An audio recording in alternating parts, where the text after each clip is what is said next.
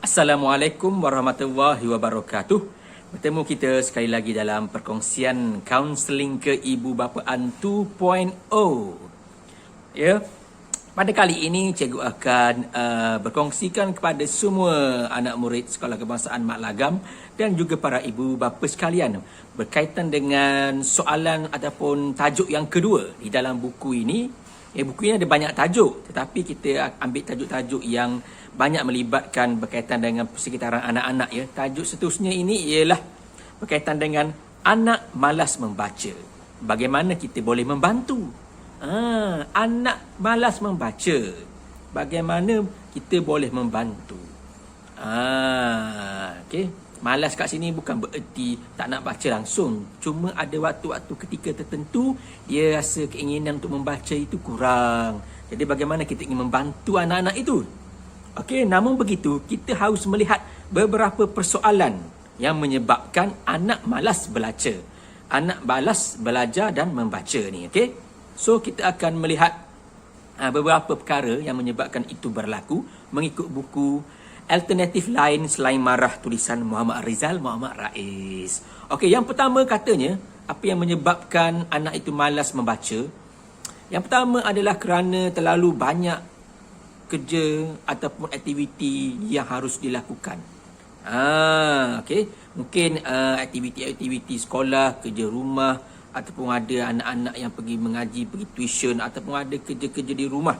Okey, yang banyak sangat itu memberi gangguan kepada anak-anak untuk membaca. Yang kedua katanya gangguan persekitaran. Adakah suasana anak-anak membaca itu nyaman? Adakah waktu anak belajar atau membaca itu sesuai? Adakah anak sering diminta melakukan hal lain seperti tadi? Dan juga adakah sewaktu anak itu mula membaca ada halangan-halangan yang tertentu? Okay, yang ketiga, kita lihat apa yang menyebabkan anak malas membaca ini. Yang ketiga, mungkin ada masalah-masalah dalam keluarga ataupun emosi yang mengganggu.